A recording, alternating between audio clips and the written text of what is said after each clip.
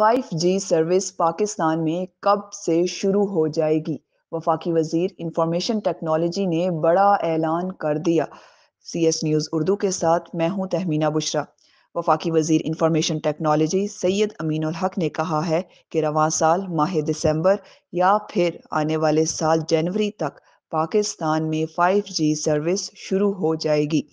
تفصیلات کے مطابق تقریب سے خطاب کرتے ہوئے وفاقی وزیر آئی ٹی سید امین الحق نے کہا کہ اس وقت پاکستان میں موبائل فون صارفین کی تعداد 188 ملین ہے، جن میں 3G اور 4G استعمال کرنے والوں کی تعداد 107 ملین ہے۔